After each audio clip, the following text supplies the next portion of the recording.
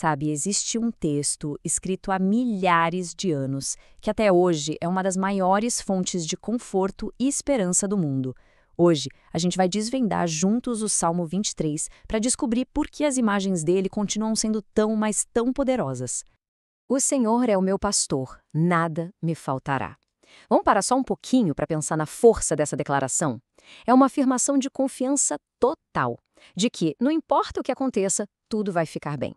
E essa promessa que ecoa há milênios que a gente vai explorar agora. No fundo, este salmo é todo sobre confiança. Ele nos apresenta uma imagem muito íntima, né?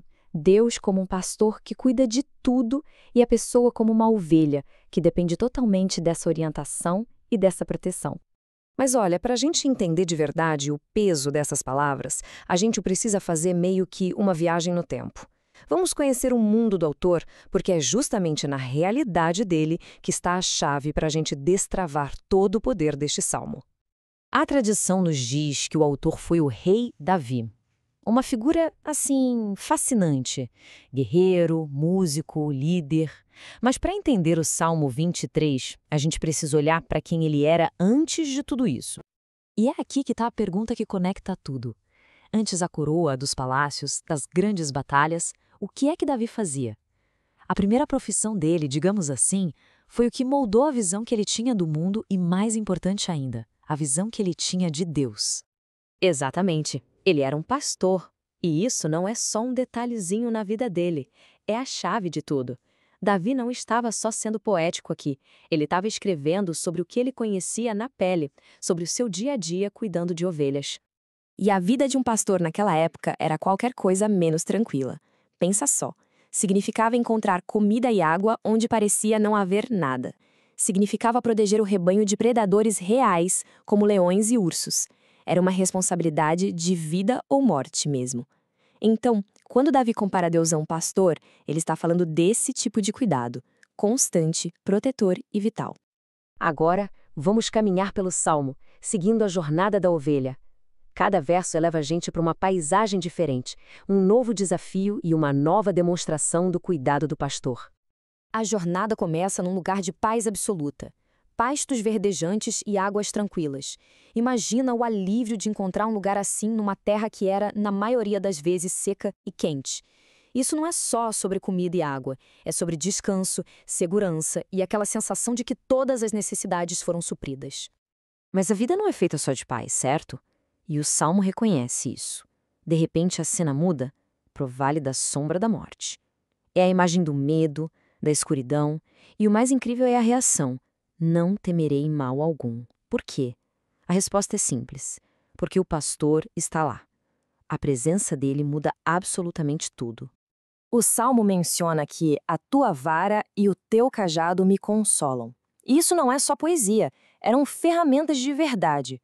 A vara era como uma arma curta, um porrete mesmo, usado para defesa contra animais selvagens. Já o cajado era aquele bastão longo com uma curva na ponta, sabe? Usado para guiar as ovelhas e para resgatar alguma que estivesse em perigo. Juntos, eles simbolizam a proteção e a orientação de Deus nos momentos mais sombrios. E então, bem no meio do salmo, acontece algo fascinante. A metáfora muda completamente. De uma hora para outra, não estamos mais no campo. O pastor se transforma em um anfitrião super generoso, nos convidando para um banquete. Pensa só no que isso significa. Preparar uma mesa na presença de inimigos. É a maior demonstração de honra e vitória que existe.